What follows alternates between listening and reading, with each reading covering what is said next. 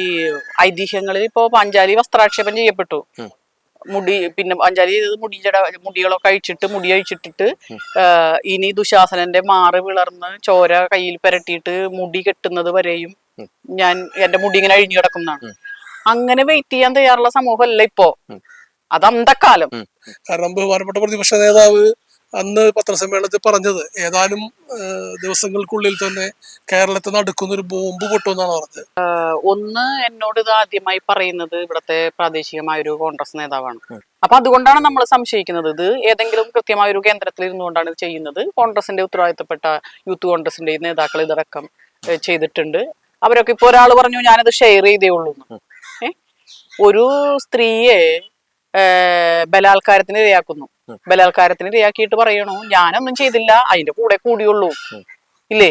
അതിന് തുല്യമാണത്. ലൈംഗിക അതിക്രമ പ്രശ്നങ്ങളുണ്ടല്ലോ, അതിനെ മറികടക്കാൻ നിയമസഭയിലാണെങ്കിലും അവർക്ക് വളരെ ഒട്ടും തന്നെ പ്രതിരോധിക്കാൻ കഴിയാത്ത വിധത്തിൽ നിരായുധരായിട്ട് നിൽക്കുകയാണ്. ഒരു ജനാധിപത്യ സംവിധാനത്തിനകത്ത് പ്രതിപക്ഷം തീർച്ചയായിട്ടും വേണമല്ലോ, പക്ഷെ അവർക്ക് അതൊന്നും ചെയ്യാൻ പറ്റാത്ത വിധത്തിൽ നിൽക്കുന്ന ഒരു സാഹചര്യത്തെ മറികടക്കാൻ കൂടി ഇത് രാഷ്ട്രീയമായി ഉപയോഗിക്കുന്നു എന്നുള്ളത്. നമസ്കാരം. നമുക്കൊപ്പം ചേരുന്നത് ഷൈൻ ടീച്ചറുടെ ജീവിത പങ്കാളിയുമാണ്. ഇവർക്കെതിരെ നടന്നിട്ടുള്ളത് നികൃഷ്ടമായിട്ടുള്ള വളരെ മോശമായിട്ടുള്ള അപവാദ പ്രചരണങ്ങളാണ്. ടീച്ചർ എങ്ങനെയാണ് അതിനെ നോക്കിക്കാണുന്നത്? ടീച്ചർ ഇതുമായിട്ട് ബന്ധപ്പെട്ട് നിയമ നടപടിയൊക്കെ സ്വീകരിച്ചിട്ടുണ്ട്. എങ്ങനെയാണ് അതിനെ നോക്കിക്കാണുന്നത്?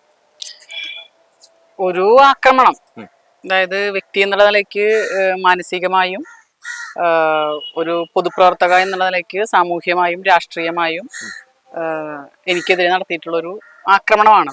എൻ്റെ കുടുംബത്തിനും, ഇപ്പോ കുടുംബത്തിലെ ഒരു അംഗം എന്നുള്ള നിലയ്ക്ക് എൻ്റെ കുടുംബാംഗങ്ങൾക്കും എതിരെ വെച്ചിട്ടുള്ള ഒരു ആക്രമണമാണ്. അത് എന്നെ ടാർഗറ്റ് ചെയ്തുകൊണ്ടായിരിക്കാം അല്ലെങ്കിൽ ചെയ്തിട്ടുള്ളത്. അതിൻ്റെ പിന്നിലുള്ള ലക്ഷ്യം എന്ന് പറയുന്നത് ഇന്ന് കേരള രാഷ്ട്രീയം ചർച്ച ചെയ്യുന്ന ജീർണതയുടെ ചില സംഭവങ്ങളുണ്ട് രാഷ്ട്രീയ മേഖലയിൽ. അത് അപക്വമായ ചില വ്യക്തിത്വങ്ങൾ ഉയർന്നു വരികയും അവർ അർഹിക്കാത്ത അധികാരം ജനങ്ങൾ കൊടുക്കുകയും ചെയ്തുകൊണ്ടുള്ള, അവരെ തെറ്റിദ്ധരിപ്പിച്ച്, ജനങ്ങളെ കുറ്റം പറയുകയല്ല, ജനങ്ങളെ തെറ്റിദ്ധരിപ്പിച്ച് അനർഹമായ അധികാരം സമ്പാദിച്ച് ഉയർന്നു വന്നിട്ടുള്ള വ്യക്തി ആരാണെന്ന് നിങ്ങൾക്കറിയാം. അയാൾക്കെതിരെ ഉയർന്നു വന്നിട്ടുള്ള ആരോപണങ്ങൾ, ലൈംഗിക ആരോപണങ്ങളും ലൈംഗിക വൈകൃതങ്ങളും അതുപോലെ തന്നെ ഭ്രൂണഹത്യ ശ്രമവും അല്ലെങ്കിൽ അതിന് പ്രേരണ, ഭ്രൂണഹത്യ പ്രേരണ കുറ്റവും ഒക്കെ ചുമത്തപ്പെട്ടിട്ടുള്ള ആ രാഷ്ട്രീയം ഉണ്ടല്ലോ, ആ രാഷ്ട്രീയത്തിന് എതിരെ ഒരു പുകമറ സൃഷ്ടിക്കാൻ അത് മറച്ചു പിടിക്കാനുള്ള ഒരു ശ്രമത്തിന്റെ ഭാഗമായിട്ടാണ് എനിക്കെതിരെയുള്ള ഈ സൈബർ ആക്രമണവും അപവാദ പ്രചരണവും കാണുന്നത്. അപ്പൊ അത് നമ്മള് നേരിട്ടു, നമ്മളതിനെ ഫേസ് ടു ഫേസ് നേരിട്ടു. രാജ്യത്ത് നിലനിൽക്കുന്ന നിയമങ്ങൾ അനുസരിച്ചുള്ള പരാതികളൊക്കെ പോയി ആ നിയമ നടപടികൾ പുരോഗമിച്ചു വരുന്നു. ഞാനിപ്പോ സോഷ്യൽ മീഡിയ ഫേസ്ബുക്കിലൊക്കെ കണ്ടത് ഈ ഷാജഹാൻ എന്ന് പറയുന്ന വ്യക്തി അതെനിക്ക് അബദ്ധം പറ്റിയതാണ് എന്നൊക്കെയുള്ള രീതിയിലുള്ള പോസ്റ്റും കാര്യങ്ങളും ഒക്കെ വന്നിട്ടുണ്ട്. പിന്നെ പലരും അത് പിൻവലിച്ചിട്ടുണ്ട്. എന്നാലും നമുക്ക് നേരിട്ടിട്ടുള്ള വ്യക്തിപരമായ ഒരു അപമാനമുണ്ട്. അതിന് എന്താണോ നിയമത്തിന്റെ ബലത്തിൽ ചെയ്യാൻ പറ്റുന്നത് അത് ചെയ്യണം എന്ന് തന്നെയാണ്. ഒരാളെ കാര്യമില്ല, ഒരു കാര്യമില്ല. ഇപ്പൊ നാളെയും ഇതേപോലെ ഏതെങ്കിലും ഒരു സ്ത്രീക്കെതിരെ പറയാമല്ലോ, എന്നിട്ട് ഒരാഴ്ച രണ്ടാഴ്ച ഇപ്പൊ നമ്മളിത് അറിയുന്നത്, നമ്മുടെ തിരക്കുകൾക്കിടയിൽ നമ്മളിത് കാണുന്നത് ചിലപ്പോ നാട് മുഴുവൻ അറിഞ്ഞതിന് ശേഷമായിരിക്കും. അപ്പോ അതിനിടയ്ക്ക് ഇത്തരം പ്രചാരവേലകളും ജനങ്ങളുടെ ഇടയിലുള്ള സംശയങ്ങളും പൊതുവെ നമ്മുടെ ഒരു സമൂഹത്തിലുള്ള ഒരു മൂല്യബോധത്തിന്റെ ഒരു പ്രശ്നം, ആ പ്രശ്നത്തിന്റെ ഭാഗമായിട്ട് എല്ലാവരും ഈ കാര്യങ്ങൾ ഉള്ളാലെ ചർച്ച ചെയ്യുകയും ചിലരതിൽ ആത്മരതി അനുഭവിക്കുകയും ഒക്കെ ചെയ്യുന്ന, ചിലര് സങ്കടപ്പെടുകയും വിഷമിക്കുകയും ഒക്കെ ചെയ്യുന്ന ഒരു സാഹചര്യം കഴിഞ്ഞിട്ടായിരിക്കും നമ്മൾ ഈ യഥാർത്ഥ ആളുകൾ ഇതറിയുന്നത്. അപ്പൊ അതിനെന്തായാലും എനിക്ക് നേരിട്ടിട്ടുള്ള, എൻ്റെ കുടുംബത്തിന് നേരിട്ടിട്ടുള്ള, എൻ്റെ പ്രസ്ഥാനത്തിന് നേരിട്ടിട്ടുള്ള, എൻ്റെ സംഘടനയ്ക്ക് നേരിട്ടിട്ടുള്ള അപമാനത്തിന് കൃത്യമായ ഒരു പരിഹാരം കിട്ടണം എന്ന് തന്നെയാണ്. ഈ ആദ്യം ഒരു പത്ര കട്ടിംഗ് ആണ് പുറത്തു വന്നത്. വാലും തലയും ഇല്ലാത്ത ഒരു വാർത്തയായിരുന്നു. ആ വാർത്ത ഞാൻ പറയേണ്ട ടീച്ചറിന് അറിയാം. നിലവിൽ ഒരു വനിതാ നേതാവിന്റെ വീട്ടിൽ നിന്ന് ഒരു MLA പിടികൂടി, ഭർത്താവ് വാതിൽ ഒട്ടിപ്പൊളിച്ചു എന്നൊക്കെ പറഞ്ഞൊരു വാർത്തയായിരുന്നു. പിന്നെ പൊടുന്നനെ ഈ ഇപ്പൊ വലതുപക്ഷ ഹാൻഡിൽ ചെയ്യുന്ന പല പേജുകളില് വന്നിരുന്നു. അതിനു മുൻപ് എനിക്ക് തോന്നുന്നത് ഒരു ഫേസ്ബുക്കിൽ ഈ നമ്മുടെ പറവൂർ തന്നെയുള്ള ഒരു വ്യക്തിയുടെ ഫേസ്ബുക്കിൽ അതായത് നമുക്ക് ഇത്രയും വ്യക്തമല്ലാത്ത രീതിയിൽ ഒരു തീരദേശ എം എൽ എയും വനിതാ CPM പ്രവർത്തകയും തമ്മിലുള്ള അവിഹിതം ഭർത്താവ് പിടികൂടി എന്ന് പറഞ്ഞുകൊണ്ട് ഒരു ഫേസ്ബുക്ക് പോസ്റ്റ് വന്നിരുന്നു. അപ്പൊ അത് ഞങ്ങളുടെ ശ്രദ്ധപ്പെട്ടു. സ്വാഭാവികമായിട്ടും നമ്മളത് ഞാനിപ്പോ വീട്ടിലേക്ക് ആലോചിച്ച് കഴിഞ്ഞപ്പോ അത് നമ്മളെ കുറിച്ചൊന്നും അതിൽ പറയുന്നില്ല.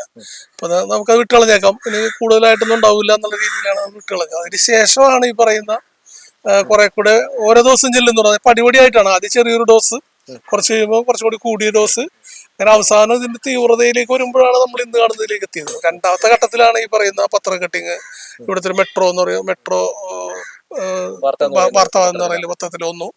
അതോടൊപ്പം തന്നെ കുറച്ചും കൂടെ വ്യക്തമാക്കിക്കൊണ്ടുള്ള അടുത്ത ഘട്ടം വന്നു. ഷാജഹാന്റെ പറയുന്നത് നേരത്തെ പറഞ്ഞ ഷാജഹാന്റെ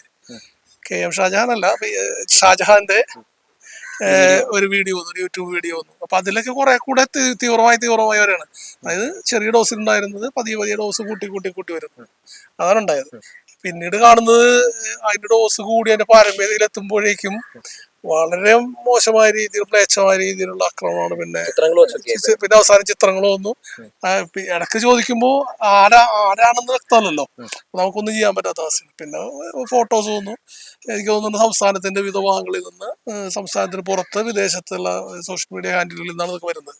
നമ്മളത് നോക്കുമ്പോൾ കാണുന്നത് പലതും നമുക്ക് പരിചയമില്ലാത്ത ആളുകൾ, പരിചയമുള്ള ആളുകളുണ്ട്, നമ്മുടെ നാട്ടിലുള്ള ആളുകളുണ്ട്, നമ്മളറിയാവുന്ന ആളുകളും ഇതൊക്കെ കുറെ പേര് ഷെയർ ചെയ്യുകയും ചെയ്തിട്ടുണ്ട്. പൊതുവെ ഇതിപ്പോ ഈ കോൺഗ്രസ് ഹാൻഡിൽ ചെയ്യുന്ന പല പേജുകളാണ് കണ്ടിട്ടുള്ളത്. പോരാളി വാസു, അങ്ങനെ വളരെ വൃത്തികെട്ട മോശമായിട്ടുള്ള പല കമന്റുകളും പോസ്റ്റുകളും ട്രോളുകളും ഒക്കെയാണ് കണ്ടുകൊണ്ടിരിക്കുന്നത്. ഇത് ഈ മണ്ഡലം എന്ന് പറയുന്നത് പ്രതിപക്ഷ നേതാവ് VD സതീശന്റെ മണ്ഡലമാണ്. അദ്ദേഹമൊക്കെ അറിയാതെ ഇങ്ങനെ നടക്കുമെന്ന് താങ്കൾ കരുതുന്നുണ്ടോ? ഒരിക്കലുമില്ല, അത് അങ്ങനെ ആവില്ല എന്ന് തന്നെയാണ് അതിന്റെ കാരണം. ഒന്ന്, എന്നോട് ഇത് ആദ്യമായി പറയുന്നത് ഇവിടുത്തെ പ്രാദേശികമായ ഒരു കോൺഗ്രസ് നേതാവാണ്. അദ്ദേഹം ഞങ്ങളുടെ കുടുംബമായിട്ട്, ഇവിടുത്തെ പ്രാദേശിക നേതാക്കന്മാരൊക്കെ ഞങ്ങൾ കുടുംബമായിട്ട് ബന്ധമുള്ളവരാണ്. നമ്മളിപ്പോ വ്യത്യസ്ത ആശയത്തിന്റെ അടിസ്ഥാനത്തിൽ വ്യത്യസ്ത രാഷ്ട്രീയം കൈകാര്യം ചെയ്യുമ്പോഴും നമ്മൾ മനുഷ്യരാണല്ലോ. ഇപ്പൊ വ്യത്യസ്ത മതവിശ്വാസികളുണ്ട്, പക്ഷെ നമ്മളൊരു എല്ലാവരും കൂടി കൂടിച്ചേർന്ന ഒരു സമൂഹമാണ്. ആ സമൂഹത്തില് അവനവന്റെ വിശ്വാസം വെച്ച് പുലർത്തുകയും അതിനുവേണ്ടി പ്രവർത്തിക്കുകയും ചെയ്യുന്നതിനോടൊപ്പം തന്നെ നമ്മളൊരു സോഷ്യൽ ബീയിങ് എന്നുള്ള രീതിയിൽ പരസ്പരം റെസ്പെക്റ്റോടുകൂടി പെരുമാറുക എന്നുള്ളത് ഒരു അടിസ്ഥാന സാമൂഹ്യ ജീവിതത്തിന് വേണ്ട ഒരു കാര്യമാണ്. അപ്പൊ അതിന്റെ അടിസ്ഥാനത്തിൽ അവരൊക്കെ ഇവിടെ വരും, ഞാനുമായിട്ട് സൗഹൃദം പുലർത്തും. അപ്പൊ അതിലൊരാളാണ് പറഞ്ഞത്, ടീച്ചറെ ഇങ്ങനെ ഒരു ബോംബ് ടീച്ചർക്കെതിരെ വരുന്നുണ്ട്, ശക്തമായിട്ടിരിക്കണം, പതറരുത്, നല്ല ബോൾഡ് ആവണം എന്ന്. പക്ഷെ അത് ഇത്തരത്തിലാണ് എന്ന് ഒരു പക്ഷെ ഇതിന്റെ തിരക്കഥ മെനയുന്നത് അദ്ദേഹം അറിഞ്ഞിട്ട് പറഞ്ഞതായിരിക്കാം. അപ്പൊ അതിനുശേഷം എനിക്ക് കിട്ടിയ അറിവുകൾ എന്നൊക്കെ പറഞ്ഞാൽ ഞങ്ങൾക്ക് തെളിച്ചു പറയാൻ കഴിയില്ലല്ലോ. അപ്പൊ അവര് ഒരു പല വിശ്വാസത്തിന്റെ പേരിലാണ് നമ്മളുമായിട്ട് കാര്യങ്ങൾ ഷെയർ ചെയ്യുന്നത്. പക്ഷെ അവര് പറയുന്നു ഞങ്ങളിത് ചെയ്യരുത് എന്ന് പലരും പറഞ്ഞു. പക്ഷെ അത് ചെയ്തു, ചെയ്യാതിരുന്നിട്ട് പോലും ഭീഷണിപ്പെടുത്തി എന്നൊക്കെയാണ്. പിന്നെ അതിനുശേഷം വരുന്നത് കോൺഗ്രസിന്റെ പേരിൽ വെച്ചിട്ടുള്ള സോഷ്യൽ മീഡിയ ഹാൻഡിലുകളിൽ നിന്ന്, ഇനി അതും ഫേക്ക് ഐഡിയ ആണ് എന്ന് വേണമെങ്കിൽ പറയാം. പക്ഷെ യൂത്ത് കോൺഗ്രസിന്റെയും പ്രധാനപ്പെട്ട നേതാക്കളടക്കം ഇത് ഷെയർ ചെയ്യുകയൊക്കെ ചെയ്യാണ്. ഈവൺ ഇപ്പോ ഡൈൻ ഇവിടെ കരിമാലൂർ പഞ്ചായത്തിൽ വർക്ക് ചെയ്യുന്ന സമയത്ത് കോൺഗ്രസ്സുകാരടക്കം ഇവിടെ നാമനിർദ്ദേശ പത്രിക പൂരിപ്പിക്കാൻ പുള്ളിയുടെ അടുത്താണ് വരണേ. അവരൊക്കെ വന്ന് ഒരുമിച്ചിരുന്ന് നാമനിർദ്ദേശ പത്രിക പൂരിപ്പിച്ച് അവർക്ക് മത്സരിക്കാൻ.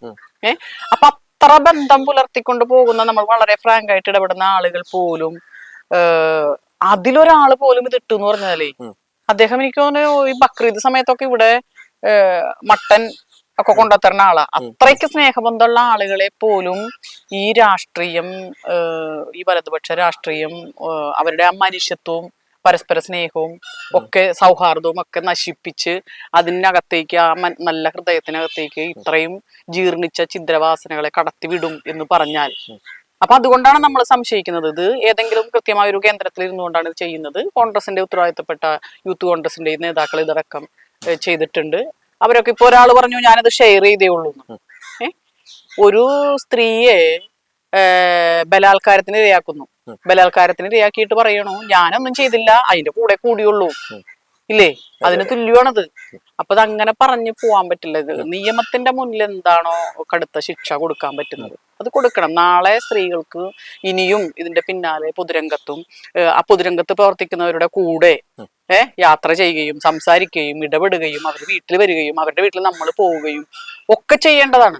അതൊക്കെ ചെയ്തുകൊണ്ടിരിക്കുന്നതാണ്. പക്ഷെ അതിനിടയ്ക്ക് ഈ രീതിയിൽ പ്രചരിപ്പിച്ച ഒരാളെ തകർക്കാൻ ശ്രമിക്കുക എന്ന് പറഞ്ഞാൽ അത് പൊതുപ്രവർത്തനം താല്പര്യമുള്ള സ്ത്രീകളെ ഭയപ്പെടുത്താനും അവരെ പിറകോട്ടടിക്കാനും മാനസികമായി തെജോധം ചെയ്യാനും ഒക്കെ ഉപകരിച്ചിട്ടുള്ള ഒരു ക്രൂരതയുടെ രാഷ്ട്രീയമാണ്.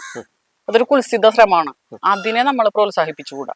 ഇന്നിപ്പോ ഈ വിഷയമായിട്ട് ബന്ധപ്പെട്ട് VD സതീശനോട് മാധ്യമങ്ങൾ ചോദ്യം ചോദിക്കുന്നുണ്ട്. അദ്ദേഹം പറയുന്നത് എന്തു വന്നാലും എല്ലാവരും എന്റെ നെഞ്ചത്തേക്ക് കയറുകയാണ് എന്ന് പറയുന്നതോടൊപ്പം തന്നെ അദ്ദേഹം പറയുന്നുണ്ട് കോൺഗ്രസ് ഹാൻഡിൽ ചെയ്യുന്ന പല പേജുകളിൽ ഇത് വരുന്നുണ്ട് അദ്ദേഹം സമ്മതിക്കുന്നുണ്ട്. അപ്പൊ അതിനെങ്ങനെയാണ് നോക്കുകയാണ്? സ്വാഭാവികമായിട്ട് അദ്ദേഹത്തിന് വേണമെങ്കിൽ പറയാം അങ്ങനെ ആരും നടത്തരുത് എന്ന് പറയാം. പക്ഷെ ഇന്ന് അദ്ദേഹം അത് പറഞ്ഞിട്ടില്ല എന്നുള്ളതാണ്. അദ്ദേഹം അതിനെ ഒരു രീതിയിൽ അല്ലെങ്കിൽ മറ്റു രീതിയിൽ ന്യായീകരിക്കുകയാണ്. അതാണ് ചെയ്തിട്ടുള്ളത്. എനിക്ക് തോന്നുന്നു അദ്ദേഹം ഒരു പ്രത്യേക ധർമ്മസങ്കടത്തിലാണല്ലോ ഇപ്പോ. അദ്ദേഹം സപ്പോർട്ടോടു കൂടി വളർന്നു വന്ന ഒരു പ്രത്യേക നിര ഇപ്പൊ അദ്ദേഹത്തിനെ ഏറെ നിർത്തിയിട്ടുള്ള സാഹചര്യമാണ് നിലവിലുള്ളത്. അദ്ദേഹം മാനസികമായി വല്ലാത്ത സംഘർഷാവസ്ഥയിലാണ് എന്ന് നമ്മൾ അദ്ദേഹത്തെ കാണുമ്പോൾ അറിയാം. അതൊരു യാഥാർത്ഥ്യവുമാണ്. താൻ തന്നെ തന്റെ സപ്പോർട്ടോടുകൂടി തന്നെ വളർന്നു വന്ന ആളുകൾ ഇപ്പോ പുള്ളിക്കെതിരെ തിരിഞ്ഞിരിക്കുന്ന ഒരു സാഹചര്യമുണ്ട്. അപ്പൊ പുള്ളിക്ക് ഇനിയിപ്പോ ഇതുമായി ബന്ധപ്പെട്ട് എന്തെങ്കിലും പറയാനുള്ള ഒരു കപ്പാസിറ്റി ഉണ്ടാവും. പക്ഷെ തുറന്നു പറയാനുള്ള ഒരു ബുദ്ധിമുട്ട് അദ്ദേഹത്തിന് ഉണ്ടാവാം. പക്ഷെ ഇതൊക്കെ അറിഞ്ഞുകൊണ്ടാണ് എന്നുള്ള കാര്യമാണ് എനിക്ക് കൃത്യമായി സംശയമുള്ളത്. നമ്മൾ പരസ്പരം അറിയുന്ന ആളുകൾ, ഇപ്പൊ അദ്ദേഹത്തെ ആണെങ്കിലും നമ്മുടെ ഒരു MLA അല്ലെങ്കിൽ പ്രതിപക്ഷ നേതാവ് എന്നുള്ള നിലയിൽ വളരെ അടുത്തറിയുന്ന ഒരാളാണ് ഞാൻ. പൊതുരംഗത്താണെങ്കിലും പൊതുവേദികളിലാണെങ്കിലും നമ്മൾ ഒരുമിച്ച് ഇപ്പൊ കഴിഞ്ഞ 2 ദിവസം മുൻപ് ഞങ്ങളൊരു വേദി പങ്കിട്ട ആളുകളാണ്.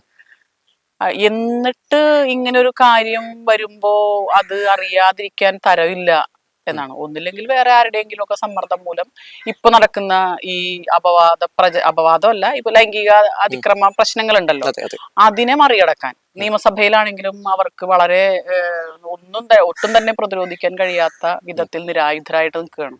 ഒരു ജനാധിപത്യ സംവിധാനത്തിനകത്ത് പ്രതിപക്ഷം തീർച്ചയായിട്ടും വേണമല്ലോ. പക്ഷെ അവർക്ക് അതൊന്നും ചെയ്യാൻ പറ്റാത്ത വിധത്തിൽ നിൽക്കുന്ന ഒരു സാഹചര്യത്തെ മറികടക്കാൻ കൂടി ഇത് രാഷ്ട്രീയമായി ഉപയോഗിക്കുന്നു എന്നുള്ളത്. ഈ രാഹുൽ മാങ്കൂട്ടത്തിൽ കേസിൽ നിന്ന് ശ്രദ്ധ തിരിക്കാൻ വേണ്ടി ഷൈൻ ടീച്ചറിനെ കൂടി ഇരയാക്കുന്നു. അത് കണ്ടപ്പോൾ എന്താണ് പെട്ടെന്ന് തോന്നിയത്? സ്വാഭാവികമായും ഇപ്പൊ നമുക്കറിയാമല്ലോ, ഇപ്പോഴത്തെ ഒരു രാഷ്ട്രീയ സാഹചര്യം എന്ന് പറയുന്നത് കോൺഗ്രസിനെ സംബന്ധിച്ചിടത്തോളം അവർ ചെന്നുപെട്ടിട്ടുള്ള ഏറ്റവും മോശമായ ഒരവസ്ഥയിലാണ്. അപ്പൊ സ്വാഭാവികമായി എങ്ങനെയാണ് അത് റിക്കവർ ചെയ്യുക, അതിലേക്ക് കടന്നു കയറി പോരുക, ജനങ്ങളുടെ ശ്രദ്ധ ഇതിപ്പോ ഉയർന്നു വന്നിട്ടുള്ള ആരോപണങ്ങൾ തിരിക്കുക, അത് സ്വാഭാവികമായിട്ട് എല്ലാ രാഷ്ട്രീയ പാർട്ടികളും സ്വാഭാവികമായിട്ട് ശ്രമിക്കും.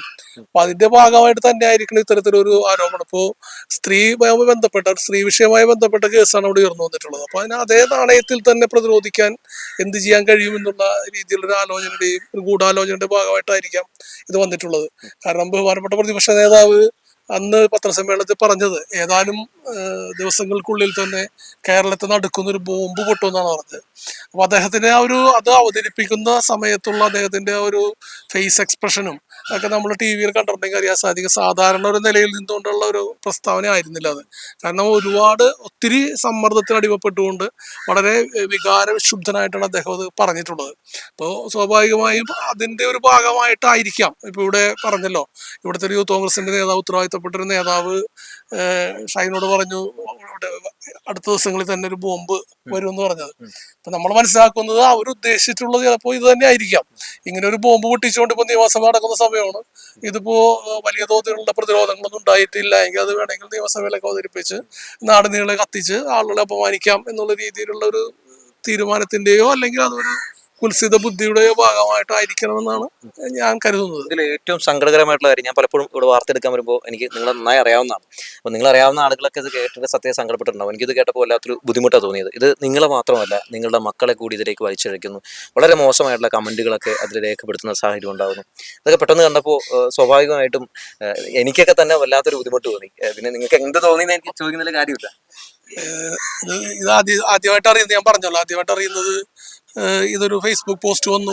ഫേസ്ബുക്ക് പോസ്റ്റിന് ശേഷം 2 ദിവസം കഴിഞ്ഞപ്പോൾ ഞങ്ങളുടെ മകനൊരു കുട്ടി ഉണ്ടായി. ഹോസ്പിറ്റലിലായിരുന്നു അഡ്മിറ്റ് ചെയ്തിരുന്നത്.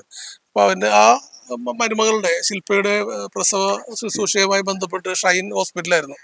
അന്ന് രാത്രി ഞാനും എൻ്റെ മകളും മാത്രമേ ഇവിടെ ഉള്ളൂ. അപ്പൊ എനിക്കൊന്നൊരു രാത്രി ഒരു 11:30 കഴിഞ്ഞപ്പോഴേക്കും ഒരു സുഹൃത്ത് എന്നെ വിളിച്ചുകൊണ്ട് പറഞ്ഞു, ഒരു വീഡിയോ യൂട്യൂബിൽ വന്നിട്ടുണ്ട്, അതൊന്ന് കാണാൻ പറഞ്ഞു. അപ്പൊ ഞാനത് കണ്ടു കഴിയുമ്പോഴാണ് ഇതിന്റെ ഒരു അടുത്ത ഘട്ടത്തിലേക്ക് എത്തിയ സംഭവം. അപ്പൊ ആ രീതിയിലേക്ക് ഇത് വന്നു കഴിഞ്ഞപ്പോൾ മാനസികമായിട്ട് നമുക്ക് വലിയ വലിയ ബുദ്ധിമുട്ടായി. അതിനുശേഷം അടുത്ത ദിവസം കൂടി എത്തിക്കഴിഞ്ഞപ്പോൾ പിറ്റേ ദിവസം രാവിലെ ഞാൻ അവിടുത്തെ ലോക്കൽ കമ്മിറ്റി അംഗമാണ്, ഞങ്ങളുടെ സംഘടനയുമായി ബന്ധപ്പെട്ടുണ്ടായിട്ടുള്ള ഒരു മീറ്റിങ്ങിന്റെ ഭാഗമായിട്ട് ഞാൻ അവിടെ ചെന്നിരിക്കുമ്പോഴാണ് ഞാനത് പാർട്ടി ഏരിയ സെക്രട്ടറിയുമായിട്ട് ഷെയർ ചെയ്ത് ഞങ്ങൾ സംസാരിച്ച് കഴിഞ്ഞ് കുറച്ച് കഴിഞ്ഞപ്പോഴേക്കും ഇതിൻ്റെ ഒരു അവസ്ഥ എന്ന് പറയുന്നത് ഒരുപക്ഷെ രാഹുലിൽ നിന്നും പറഞ്ഞാൽ മനസ്സിലാക്കാൻ പറ്റാത്ത അത്ര തീവ്രമായിട്ടുള്ള രീതിയിൽ ഓരോ മിനിറ്റുകൾ വരും തോറും ഫേസ്ബുക്കിൽ ഓരോ പോസ്റ്റുകൾ വന്നുകൊണ്ടിരിക്കുകയാണ്. കാരണം എനിക്ക് ഒത്തിരി ഫ്രണ്ട്സ് ഉണ്ട്, അതായത് നമ്മുടെ ജില്ല മുഴുവൻ ഞാനൊരു സംഘടനാ പ്രവർത്തനമായിരുന്നത് കൊണ്ടും സംസ്ഥാനത്ത് ഒട്ടാകെ ധാരാളം സുഹൃത്തുക്കളുള്ള ഒരാളാണ്. പിന്നെ എൻ്റെ സർവീസ് ജീവിതവുമായിട്ട് ബന്ധപ്പെട്ടും എനിക്ക് അത്തരം പല ജില്ലകളിലും സുഹൃത്തുക്കളുണ്ട്. അപ്പോൾ എനിക്ക് അവരുടെയൊക്കെ ഫ്രണ്ട്സിൻ്റെ ഒക്കെ ആയിരിക്കും അങ്ങനെ വന്നുകൊണ്ടിരിക്കുന്നതൊന്നും നമുക്ക് നമ്മളെ പോലെ സാധാരണ മനുഷ്യരെ സംബന്ധിച്ചിടത്തോളം ഉൾക്കൊള്ളാൻ പറ്റാത്ത രീതിയിലുള്ള പോസ്റ്റുകളാണ് വന്നത്. അതിൻ്റെ ഒരു ഇത് വരുന്നതെന്ന് പറഞ്ഞാൽ താഴ്ന്ന ലെവലിൽ നിന്ന് വളരെ ആസൂത്രിതമായിട്ടാണ്. ഏറ്റവും ആദ്യം തന്നെ മോശമായ പോസ്റ്റ് ഇടുകയല്ല ചെയ്തത്, അതിന് തീവ്രത കൂട്ടി കൂട്ടി കൂട്ടി പിന്നെ ഫോട്ടോ വരുന്നു, പിന്നെ ഉപയോഗിക്കുന്ന ഭാഷ മാറുന്നു. അതൊക്കെ കാണുമ്പോൾ സ്വാഭാവികമായിട്ട് ഏതൊരു മനുഷ്യനും ബുദ്ധിമുട്ടുണ്ടാക്കുന്ന ഒരു അവസ്ഥ ഉണ്ടാവും. അപ്പൊ ഞാൻ അവിടെ ഇരുന്നുണ്ട് പെട്ടെന്ന് അവിടെ നിന്ന് ഇറങ്ങിപ്പോരാണ് ചെയ്തത്. എനിക്ക് ഇവിടെ വന്ന് ഷൈനെ വിളിച്ചു വരുത്തിയിട്ടാണ് ഞങ്ങൾ വീണ്ടും തിരിച്ച് കേസുമായിട്ട് പോകണം എന്നൊരു തീരുമാനം എടുക്കുന്നത്. അപ്പൊ അതുമായിട്ട് ബന്ധപ്പെട്ട് നമുക്കറിയാം പാർട്ടിയായിട്ട് ആലോചിക്കണം, നമുക്ക് വ്യക്തിപരമായിട്ട് കേസ് കൊടുക്കാൻ കഴിയില്ലല്ലോ. അങ്ങനെ പാർട്ടിയായിട്ട് ആലോചിച്ചു, പാർട്ടി ബന്ധപ്പെട്ട സ്ഥലങ്ങളിലെല്ലാം ബന്ധപ്പെട്ടു, അടിയന്തരമായിട്ട് നമ്മോട് ചെയ്യണമെന്ന് പറഞ്ഞു. അങ്ങനെ കേസ് കൊടുക്കുമ്പോൾ പോലും നമുക്കറിയാൻ പെട്ടെന്നുണ്ട് ഒരു പേപ്പർ എഴുതി കൊടുത്താൽ പോരാ, ഇതാരാണ് പോസ്റ്റ് ചെയ്തിരിക്കുന്നത്, അവരുടെ URL ID വേണം, അയാളുടെ ഫോട്ടോ സ്ക്രീൻഷോട്ട് വേണം. അപ്പൊ അതെല്ലാം കുറെ കളക്ട് ചെയ്ത് ഇന്നലെ വൈകിട്ട് ഒരു 7 മണിയോട് കൂടെയാണ് നമുക്കത് കൊടുക്കാൻ കഴിഞ്ഞത്. DGP കൊടുത്തു, മുഖ്യമന്ത്രി കൊടുത്തു, വനിതാ കമ്മീഷന് കൊടുത്തു. പക്ഷെ അത് കൊടുത്ത് ഏതാനും നിമിഷങ്ങൾക്കുള്ളിൽ തന്നെ ഞങ്ങൾ അവിടെ നിന്ന് വന്ന് കുറച്ച് കഴിഞ്ഞപ്പോൾ തന്നെ ആലുവ പോലീസ് സ്റ്റേഷനിൽ നിന്ന് വിളിച്ച് കാര്യങ്ങളൊക്കെ ചോദിച്ചു. അപ്പോൾ ഇന്നവര് സ്റ്റേറ്റ്മെന്റ് എടുക്കാൻ വരാമെന്ന് പറഞ്ഞിട്ടുണ്ട്. അപ്പൊ അതുമായി ബന്ധപ്പെട്ട് സൈബർ പെട്രോളിംഗ് ഉൾപ്പെടെയുള്ള കാര്യങ്ങളെല്ലാം നടത്താമെന്ന് പറഞ്ഞു. അത് വളരെ വളരെ വേഗത്തിൽ തന്നെ, അതായത് പാർട്ടിയും ഗവൺമെന്റ് ഒരു സ്ത്രീക്കെതിരായിട്ടുള്ള അക്രമം എന്ന നിരക്ക് മുഖ്യമന്ത്രിയുടെയും നേരിട്ടുള്ള ഇടപെടലിന്റെ ഭാഗമായിട്ട് വളരെ പെട്ടെന്ന് തന്നെ നടപടി എടുത്തു കഴിഞ്ഞിട്ടുണ്ട്. ടീച്ചറെ, നിലവിൽ ഈ കുട്ടിയുടെ ഒരു ചിത്രമായിട്ട് ടീച്ചർ നിൽക്കുന്ന ഒരു പോസ്റ്റിനടിയിലൊക്കെ വളരെ മോശമായിട്ടുള്ള കമന്റുകളാണ് വന്ന് നിറയുന്ന കാഴ്ച കണ്ടത്. ഞാൻ എന്ത് ഫേസ്ബുക്കിൽ പോസ്റ്റ് ചെയ്യുമ്പോഴും അതിൻ്റെ അകത്ത് വരുന്ന എല്ലാ കമന്റ്സ് ഒന്നും ഞാൻ വായിച്ചു നോക്കാറില്ല. ഒന്നാമത്തെ സമയമില്ല. പിന്നെ അതിനകത്ത് നമ്മുടെ സമൂഹത്തില് വ്യത്യസ്തമായ മാനസിക നിലവാരമുള്ളവരാണ് എന്നുള്ളൊരു റിയാലിറ്റി ആണല്ലോ. വ്യത്യസ്തമായ കുടുംബങ്ങളിൽ നിന്ന് വരുന്നവരാണ്. അവർക്ക് കിട്ടിയിട്ടുള്ള കുടുംബത്തിൽ നിന്ന് കിട്ടിയിട്ടുള്ള ശിക്ഷണവും അവർ ഉൾപ്പെട്ടിട്ടുള്ള പ്രസ്ഥാനങ്ങളിൽ നിന്ന് കിട്ടിയിട്ടുള്ള ശിക്ഷണവും ട്രെയിനിങ്ങുകളും ഒക്കെയാണ് അവരെ നമ്മൾ ഇന്ന് കാണുന്ന വിധത്തിലുള്ള ആളുകളാക്കി മാറ്റുന്നത്. അപ്പൊ അതിന്റെ അടിസ്ഥാനത്തിലാണ് അവർ ഫേസ്ബുക്കിനോട് പേജിനോട് കമന്റ് ചെയ്യുന്നത്, ഒരു റൈറ്റപ്പിനോട് കമന്റ് ചെയ്യുന്നത്, ഒരു ഫോട്ടോയോട് കമന്റ് ചെയ്തത്. നമ്മൾ ആ കമന്റ്സ് നോക്കിയാൽ അറിയാം ഇവർ ഏത് ചാനലിലൂടെ വരുന്നവരാണ്. അപ്പൊ അതോർത്തിട്ട് നമ്മൾ വിഷമിച്ചിട്ട് കാര്യമില്ല. ഞാനത് ശ്രദ്ധിക്കാറില്ല. ഇപ്പൊ ചിലപ്പോ പുള്ളി എന്നോട് ചോദിക്കാറുണ്ട് തന്റെ ഫേസ്ബുക്ക് പേജിൽ കമന്റ് കണ്ടോ. ഞാൻ എനിക്കിത് സമയമില്ല. എനിക്ക് പറയാനുള്ളത് എന്റെ സോഷ്യൽ മീഡിയയിലൂടെ ഞാൻ ജനങ്ങളെ അറിയിക്കുന്നു. അതെന്റെ നിലപാടാണ്. അതേപോലത്തെ നിലപാട് എല്ലാവരും എടുക്കണം എന്ന് എനിക്ക് ശഠിക്കാൻ കഴിയില്ല. അത് ഞാൻ നേരത്തെ സൂചിപ്പിച്ചില്ലേ. കുടുംബം, സമൂഹം, വിദ്യാഭ്യാസ സ്ഥാപനം, അവരുൾപ്പെട്ടിട്ടുള്ള മറ്റ് സോഷ്യൽ ഏജൻസ്, പൊളിറ്റിക്കൽ പാർട്ടീസ്, ഇതിന്റെ ഒരു കൾച്ചറും ഒരു സാംസ്കാരിക മൂല്യവും ഓരോ വ്യക്തിക്കും വ്യത്യസ്തമായിരിക്കും. അപ്പോ അതിനനുസരിച്ച് തള്ളിക്കളയുക. അല്ലാതെ 3-3.5 കോടി ജനങ്ങൾ അല്ലെങ്കിൽ അതിനപ്പുറം കോടിക്കണക്കിന് ജനങ്ങൾ ഉള്ളിടത്ത് എന്റെ ഒരു ഫേസ്ബുക്ക് പോസ്റ്റിന് ഇങ്ങനെ പറയാൻ പാടുള്ളൂ എന്നല്ല. അത് നമ്മൾ അതിനെ റെസ്പോണ്ട് ചെയ്യുമ്പോൾ അയാൾ എന്താണ്, റെസ്പോണ്ട് ചെയ്ത ആൾ ആരാണ്, അയാളുടെ നിലവാരം എന്താണ്, മനോനില എന്താണ് എന്ന് നമുക്ക് മനസ്സിലാക്കാമെന്ന് മാത്രമേ ഉള്ളൂ. ഈ ദിവ്യ അയ്യർ IASനെതിരെ, സൗമ്യക്കെതിരെ, ഹണിക്കെതിരെ, അങ്ങനെ ഇപ്പൊ ടീച്ചർക്കെതിരെ അങ്ങനെ തിരഞ്ഞു പിടിച്ചുകൊണ്ട് ഇങ്ങനെ ആക്രമിക്കുന്ന ആ ഒരു ആക്രമണ ശൈലി എങ്ങനെ നോക്കിക്കാണ്? നിങ്ങളൊക്കെ ഈ പറയുന്ന ആളുകളൊക്കെ പ്രതികരിക്കുന്ന ആളുകളാണ്. എന്ത് വിഷയം വന്നാലും നിങ്ങൾ പ്രതികരിച്ച രംഗത്തേക്ക് വരാറുണ്ട്. അത് ഇവര് നമ്മുടെ ഒരു സാമൂഹ്യ മൂല്യം നമുക്ക് കൈമാറി കിട്ടിയിട്ടുള്ളൊരു എന്താ പറയാ, ഒരു ഫ്യൂഡലിസ്റ്റ് വാല്യൂ നമുക്കുണ്ട്. അതിൽ ഈ സ്ത്രീ എന്ന് പറഞ്ഞാൽ വീടിനകത്തും അല്ലെങ്കിൽ മറ്റുള്ളവർ പറയുന്നത് കേട്ടും അനുസരിച്ചും ജീവിക്കേണ്ടവളാണ്. സ്ത്രീ ഒരു സെക്ഷൽ ഒബ്ജക്റ്റ് മാത്രമാണ്. സ്ത്രീയെ കാണുമ്പോൾ അവൾക്ക് ചില സെക്ഷൽ ഓർഗൻസ് മാത്രമുള്ള ജീവികളാണ് എന്ന് കാണാൻ വേണ്ടും മാത്രം സങ്കുചിതമായ മനസ്സുള്ള ആളുകളുണ്ട്. അവരെ അതിന് രൂപപ്പെടുത്തുന്നത് ഈ സോഷ്യൽ വാല്യൂസ് ആണ്. അപ്പൊ അതുകൊണ്ട് പ്രതികരിക്കുന്ന സ്ത്രീകളെ കാണുമ്പോൾ സ്വാഭാവികമായിട്ടും അവർക്ക് ഉണ്ട്, അവര് തൻ്റെ അല്ലെങ്കിൽ ആ രീതിയിലൊരു എന്താ പറയാ ലേബൽ ചെയ്യപ്പെടും. പക്ഷെ അത് അങ്ങനെ ആവാതിരിക്കാൻ കഴിയില്ല. സമൂഹം മാറുന്നു, കാലഘട്ടം മാറുന്നു, സ്ത്രീകൾ പൊതുരംഗത്തേക്ക് വരുന്നു, രാഷ്ട്രീയ രംഗത്തേക്ക് വരുന്നു, അവർ പ്രസംഗിക്കുന്നു, മറ്റു രീതിയിൽ ഇടപെടുന്നു, തങ്ങളുടേതായ അഭിപ്രായം പറയുന്നു. അത് കുടുംബത്തിൽ നിന്ന് തുടങ്ങി അഭിപ്രായം പറയുന്നു. അപ്പൊ അങ്ങനെ ശാക്തീകരിച്ച് വരുന്ന സ്ത്രീകളെ വരുന്നത് കൊണ്ട് ഭയപ്പെടുന്ന ഒരു വിഭാഗം ഉണ്ടാവും. തങ്ങളുടെ സ്ഥാനം പോകുമോ എന്ന് ഭയപ്പെടുന്നവരുണ്ടാവാം. അപ്പൊ അതൊക്കെ ഇതിന്റെ ഭാഗമായിട്ട് വരും. പക്ഷെ ഒരു കാര്യം പറഞ്ഞപ്പോ ഇന്ന് ഈ ഷാജഹാൻ എന്ന് പറയുന്ന വ്യക്തിയെ പിടിച്ചു, അയാൾ എന്തോ മാപ്പ് പറഞ്ഞു എന്നൊക്കെ ഫേസ്ബുക്കിൽ പേജിൽ ഞാൻ കണ്ടു ഇപ്പൊ അല്പസമയത്തിന് മുൻപ്. ഈ ഐതിഹ്യങ്ങളിൽ ഇപ്പോ പാഞ്ചാലി വസ്ത്രാക്ഷേപം ചെയ്യപ്പെട്ടു. പിന്നെ പാഞ്ചാലി മുടികളൊക്കെ മുടി അഴിച്ചിട്ടിട്ട് ഇനി ദുശാസനന്റെ മാറ് വിളർന്ന് ചോര കയ്യിൽ പുരട്ടിയിട്ട് മുടി കെട്ടുന്നത് വരെയും ഞാൻ എന്റെ മുടി ഇങ്ങനെ അഴിഞ്ഞു കിടക്കുന്നതാണ്. അങ്ങനെ വെയിറ്റ് ചെയ്യാൻ തയ്യാറുള്ള സമൂഹമല്ല ഇപ്പോ. അത് അന്തക്കാലം ഇല്ലേ? അതായിരുന്നു സ്ഥിതി. ഇന്ന് ഒരു ജനാധിപത്യ രാജ്യത്താണ് നമ്മൾ ജീവിക്കുന്നത്. ആ ജനാധിപത്യ രാജ്യത്ത് അന്തസ്സോടുകൂടി ജീവിക്കാൻ എല്ലാ മനുഷ്യർക്കും അവകാശമുള്ള രാജ്യത്താണ്. ആ അന്തസ് എന്ന് പറഞ്ഞാൽ മനുഷ്യന്റെ എന്ന് പറഞ്ഞാൽ അത് എത്ര പേർക്ക് ഉൾക്കൊള്ളാൻ കഴിയുമെന്നറിയില്ല. ഈ പറഞ്ഞ ഈ മീഡിയ ഹാൻഡിലുകളെയൊക്കെ ഞാൻ മാറ്റി നിർത്തുന്നു. മനുഷ്യർക്ക് മാനസികമായി, വൈകാരികമായി, ശാരീരികമായി, ബൗദ്ധികമായി ഇത്രയും സ്വസ്ഥമായ ഒരു അന്തരീക്ഷത്തിൽ ഇത്രയും ഒരു സ്റ്റാറ്റസ് കോ നിലനിർത്തിക്കൊണ്ട് അവരുടെ രാഷ്ട്രീയ അന്തസ്, സാമൂഹ്യ അന്തസ് ഇത് ഉയർത്തിപ്പിടിച്ച് ജീവിക്കാനുള്ള അവകാശമുണ്ട്. അത് അംഗീകരിച്ചേ മതിയാവും. അല്ലാതെ നിങ്ങൾ ഈ പറയുന്ന 2 ഫേസ്ബുക്ക് പോസ്റ്റ് കാണുമ്പോൾ അത് ഇട്ടിട്ട് ഓടുന്ന തലമുറയല്ല ഇപ്പോഴത്തെ. അതുകൊണ്ട് ഞാൻ ഈ തലമുറയിൽപ്പെട്ട ആളല്ല, ഞാൻ കുറച്ചും കൂടി കടന്നു വന്ന ആളാണ്. എങ്കിലും ഈ ജെൻസി നമ്മളെ കുറിച്ച് കളിയാക്കരുത്, അവർക്കൊരു ഷെയിം തോന്നരുത്. ഈ ഒരു വിഭാഗത്തിന്റെ കൂടെയാണല്ലോ നമ്മൾക്ക് ജീവിക്കേണ്ടി വന്നതെന്നുള്ളൊരു തോന്നല് ഈ ജെൻസിക്ക് ഉണ്ടാവരുത്. അതുകൊണ്ട് ഞങ്ങൾ ഈ കഴിഞ്ഞു പോകുന്ന തലമുറ ആ തലമുറയ്ക്ക് ഇവരോട് ചേർന്ന് നിന്നുകൊണ്ട് നിങ്ങളുടെ കൂടെ തന്നെ ഞങ്ങളുണ്ട് കേട്ടോ, നിങ്ങൾ കാണിച്ചു തരുന്ന പാത ഞങ്ങളുടെ കൂടെ ഉണ്ട് കേട്ടോ. ഇനി പോയ തലമുറയിൽ കുറച്ച് സ്ത്രീകളുണ്ട്, ധൈര്യത്തോട് നിന്ന സ്ത്രീകളുണ്ട്, പോലീസ് മർദ്ദനത്തിനെതിരെ ധൈര്യമായി നേരിട്ട ഇപ്പൊ KR ഗൗരിയമ്മയെ പോലുള്ള സ്ത്രീകളുണ്ട്. നമ്മുടെ ശൈലജ ടീച്ചർ ഇപ്പോ ഏറ്റവും കൂടുതൽ സൈബർ അറ്റാക്ക് നേരിട്ട സ്ത്രീയുണ്ട്. അവരൊക്കെ സധൈര്യം മുന്നോട്ട് പോകുന്നു. അപ്പൊ ഇതുകൊണ്ടൊന്നും നടക്കില്ല. ഞാൻ നേരത്തെ മാധ്യമങ്ങൾക്ക് കൊടുത്തതുപോലെ ഞാനൊരു സുഹൃത്തിനെ വിളിച്ചു പറഞ്ഞപ്പോ അദ്ദേഹം പറഞ്ഞൊരു കമന്റാണ്, ടീച്ചറെ നിലാവ് ഉദിക്കും, നിലാവ് ഉദിക്കുന്നത് കണ്ട് പട്ടികൾ കുരയ്ക്കും, പക്ഷെ നിലാവിനെ ഉദിക്കാതിരിക്കാനാവില്ല, പട്ടി കുരച്ചുകൊണ്ടേയിരിക്കും, അത് അവസാനം കുറച്ച് മതിയാവുമ്പോ നിർത്തിക്കോളും. പക്ഷെ എന്നോർത്ത് വിടാൻ തയ്യാറല്ല എല്ലാ സ്ത്രീകളും. അത് ഞാൻ പറയല്ലേ, ഞാൻ ഈ പൊതുപ്രവർത്തന രംഗത്ത് പ്രവർത്തിക്കുന്ന എല്ലാ സ്ത്രീകളെയും ചേർത്ത് നിർത്തുകയാണ്. അത് കോൺഗ്രസ് എന്നോ BJP എന്നോ RSS എന്നോ കമ്മ്യൂണിസ്റ്റ് പാർട്ടി എന്നോ വ്യത്യാസമില്ലാതെ എല്ലാ സ്ത്രീകളും, പൊതുരംഗത്ത് നിൽക്കുന്ന സ്ത്രീകൾ ഇത്തരത്തിലൊരു അധിക്ഷേപം നേരിട്ടാൽ അവരുടെ കൂടെ ഉണ്ടാവും. അങ്ങനെ തകർക്കാൻ പറ്റുള്ളൂ. നമ്മളെങ്ങനെയാണ് സാക്ഷരത നേടിയത്? നമ്മളെങ്ങനെയാണ് അന്ധവിശ്വാസവും അനാചാരവും കുറച്ചത്? അത് പരസ്പരം mouth to mouth campaign, education, അതുപോലെ തന്നെ രാഷ്ട്രീയ പ്രസ്ഥാനങ്ങൾ, സാമൂഹ്യ പ്രസ്ഥാനങ്ങൾ, പൊതുജനാധിപത്യ പ്രസ്ഥാനങ്ങൾ, ഇവരുടെയൊക്കെ നിരന്തരമായിട്ടുള്ള പ്രവർത്തനത്തിന്റെ ഭാഗമാണ് കേരള സമൂഹം. ആ അർത്ഥത്തിൽ ഇനിയും കുറെ മാറേണ്ടതുണ്ട്. സ്ത്രീകളുള്ള മനോഭാവത്തിൽ, ട്രാൻസ്ജെൻഡേഴ്സിനുള്ള മനോഭാവത്തിൽ. അപ്പൊ അവരോടൊക്കെയുള്ള മനോഭാവം മാറണമെങ്കിൽ വെറുതെ മാറില്ല, അവരെ മാറ്റണം, അവരെ ബോധ്യപ്പെടുത്തണം. അപ്പൊ അതിന്റെ ഒരു ശ്രമം, അതിന്റെ ഒരു അവസരം എനിക്ക് കിട്ടി. ഞാനിതൊരു അവസരമായിട്ട് കൂടി കാണുകയാണ്, ഈ പ്രതിസന്ധിയെ ഒരു അവസരമായിട്ട് കാണുകയാണ്. ആ കിട്ടിയ അവസരത്തെ എന്നാൽ കഴിയുന്ന വിധത്തിൽ ഞാൻ പ്രതികരിച്ചു. ഈ ഇത്തരത്തിലുള്ള കുറെ നികൃഷ്ട ജീവികൾ ഇതിനിടയിൽ ഉണ്ടെങ്കിൽ പോലും വലിയൊരു പിന്തുണ ടീച്ചറിന് കിട്ടുന്നുണ്ട്. അതിലേക്ക് സോഷ്യൽ മീഡിയയിൽ വലിയ പിന്തുണ പറഞ്ഞുകൊണ്ട്, പിന്തുണ അർപ്പിച്ചുകൊണ്ട് ഒരുപാട് ആളുകൾ രംഗത്തേക്ക് വരുന്ന കാഴ്ച കണ്ടു. അത് വലിയൊരു ആശ്വാസം പകരുന്ന ഒരു കാഴ്ച തന്നെയല്ലേ? തീർച്ചയായിട്ടും. അതെനിക്ക് തോന്നുന്നു, ഇപ്പോ ഞാൻ ചേർന്നിട്ടുള്ള എന്റെ പ്രസ്ഥാനം, അതിനെക്കുറിച്ച് എന്നെ കേൾക്കുന്നവർക്ക് വ്യത്യസ്ത അഭിപ്രായം ഉണ്ടാകാം. പക്ഷേ ഒരു സോഷ്യലിസ്റ്റ് സമൂഹം ഉണ്ടാകണം എന്ന ആഗ്രഹത്തോടുകൂടി ആ ഒരു ഐഡിയോളജി വെച്ചിട്ട് പ്രവർത്തിക്കുന്ന പ്രസ്ഥാനത്തിലാണ് എന്റെ ഫാദറും എന്റെ കുടുംബവും ഒക്കെ കേട്ടും ഒക്കെ പോന്നിട്ടുള്ളത്.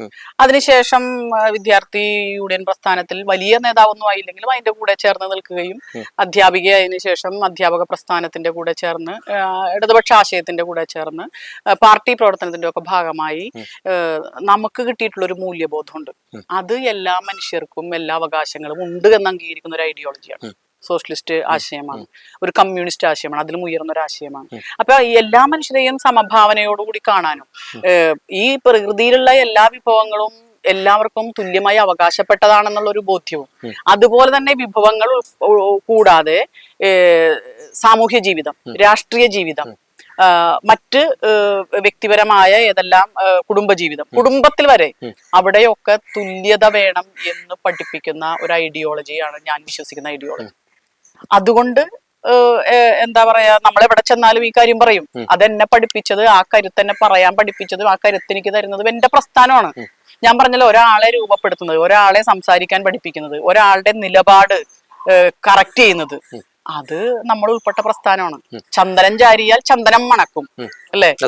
ദുർഗന്ധമാണ് ചാരിയതെങ്കിൽ ദുർഗന്ധം മണക്കും. അതെ അതെ, അത്രേ പറയാനുള്ളൂ.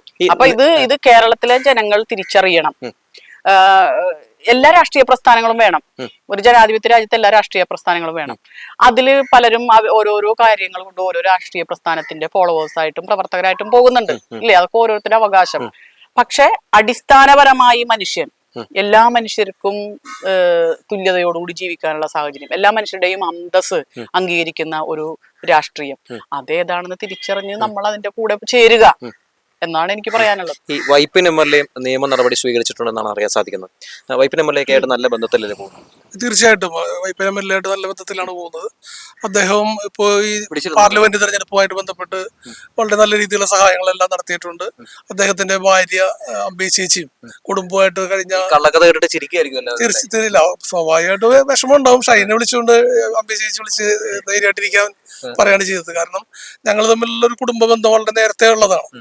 സ്വാഭാവികമായും ഇത്തരം ഒരു ആരോപണം വരുമ്പോ എനിക്ക് ഷൈനെ കുറിച്ച് പറയുമ്പോൾ ഉണ്ടാകുന്ന ഒരു ബുദ്ധിമുട്ട് അമ്പി ചേച്ചിക്ക് ഉണ്ടായിട്ടുണ്ടാവും, അവരുടെ മക്കൾക്കും ഉണ്ടായിട്ടുണ്ടാവും. പക്ഷെ ഈ പറയുന്ന ആളുകൾ ശ്രദ്ധിക്കേണ്ട ഒരു കാര്യം എന്ന് പറയുന്നത്, നാളെ ഈ ഇത്തരം ആരോപണം താൽക്കാലികമായ രക്ഷപ്പെടലിന് വേണ്ടി അവരുപയോഗിച്ച് താൽക്കാലികമായി ചിലപ്പോൾ ഒരു വിജയം കിട്ടിയെങ്കിൽ പോലും അത് കഴിഞ്ഞ് നമ്മളെല്ലാവരും നേരിൽ കാണേണ്ടവരാണ്.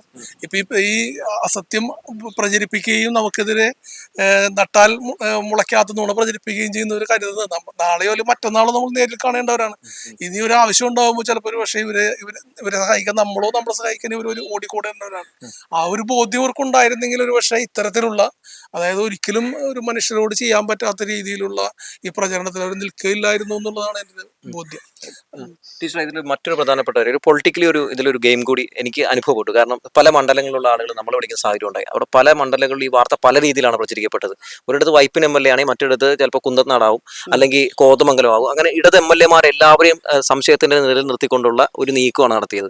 ഈ വാർത്തയ്ക്ക് പിന്നിൽ വരാൻ പോകുന്ന നിയമസഭാ ഇലക്ഷനായിട്ട് ബന്ധപ്പെട്ടൊക്കെ ഒരു നീക്കമില്ല. അത് എറണാകുളം ജില്ലയിലെ എല്ലാ ഇടത് നേതാക്കന്മാരെയും സംശയം നിഴലാക്കുക, ഒപ്പം ടീച്ചറിനെയും സംശയം നിഴലാക്കുക, അങ്ങനെ മൊത്തത്തിൽ എല്ലാവരെയും തീർത്ത് കളയാൻ വേണ്ടി കാടടച്ചൊരു വെടിവെപ്പ് അങ്ങനെ ഒരു ഉണ്ടാവും. അതൊക്കെ തീർച്ചയായിട്ടും അതിന്റെ അകത്ത് രാഷ്ട്രീയമുണ്ട്, വളരെ സങ്കുചിതമായ രാഷ്ട്രീയ താല്പര്യമുണ്ട്. BJP ഒക്കെ പറ്റുന്ന ഒരു മോഡലാണ്.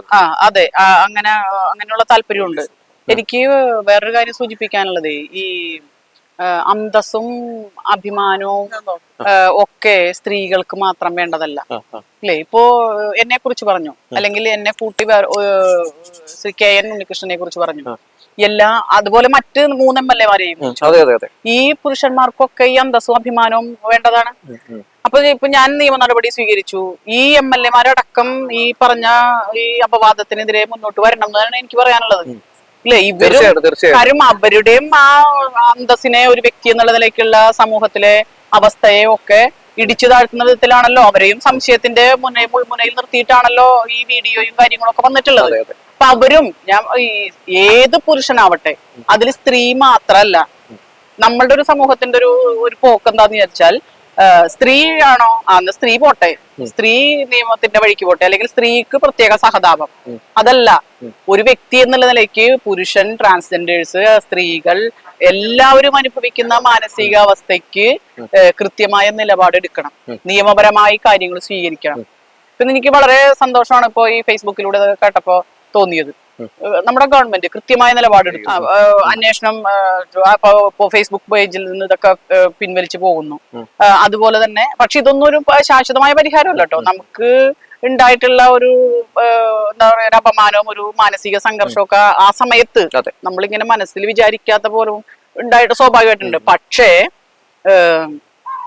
ഇതിന് ഗവൺമെന്റ് സംവിധാനം, ഗവൺമെന്റ് മെഷീനറി കൂടെ നിൽക്കുന്നു എന്നുള്ളതാണ്. അത് എന്റെ കൂടെ മാത്രമല്ലല്ലോ. ഇപ്പോ രാഹുൽ മാങ്കൂട്ടത്തിന്റെ കേസ് ഉണ്ടായിരുന്നു, ഗവൺമെന്റ് കൂടെ നിൽക്കുകയാണ് ചെയ്തത്. ഏത് സ്ത്രീയുടെ വിഷയം ഉണ്ടായാലും ഗവൺമെന്റ് സംവിധാനം നമ്മുടെ കൂടെ നിൽക്കുന്നു എന്നുള്ളതാണ് സ്ത്രീകളെ സംബന്ധിച്ച് വരുന്ന ഭാവിയിൽ ഉണ്ടാകുന്ന അല്ലെങ്കിൽ വരാൻ പോകുന്ന പ്രശ്നങ്ങളെ നേരിടാൻ അവർക്ക് കിട്ടുന്ന ഒരു ധാർമ്മിക പിന്തുണയാണ്. കാരണം ഞങ്ങളുടെ കൂടെ ഒരു ഒരു ഒരു ഗവൺമെന്റ് സിസ്റ്റം ഉണ്ട് എന്നുള്ളൊരു ബോധ്യം. അപ്പോഴാണ് ഇനിയും സ്ത്രീകൾ ഇതേപോലെ മുന്നോട്ട് വരികയും ഇത്തരം പുഴുക്കുത്തകള് നമ്മുടെ സമൂഹത്തിൽ നിന്ന് ഇല്ലാതാക്കുകയും ഒരു തെളിഞ്ഞ വെള്ളം മുകളിലേക്ക് വരികയും ചെയ്യും. ഈ അഴുക്കിനെ ഒക്കെ നമുക്ക് വാഷ് ഔട്ട് ചെയ്ത് കളയാം. അതായത് ഇത്തരത്തിൽ ആളുകൾക്കെതിരെ സംസാരിച്ച രംഗത്തേക്ക് വന്ന പൊതുവെ എല്ലാവരും ഇത്തരത്തിലുള്ള പല സൈബർ ആക്രമണങ്ങൾ നേരിടുന്നുണ്ട്. എന്തായാലും ടീച്ചർ ചെയ്തിട്ടുള്ള മാതൃകാപരമായിട്ടുള്ള നടപടിയാണ്. എന്തായാലും ഇത് പല പെൺകുട്ടികൾക്കും കരുത്താണ്, ഊർജ്ജമാണെന്ന് പറയാതെ എല്ലാവർക്കും ഷൈൻ ടീച്ചർ ആകാൻ കഴിയട്ടെ എന്ന് പറഞ്ഞു വെച്ചുകൊണ്ട് നിർത്തുകയാണ്. Thank you.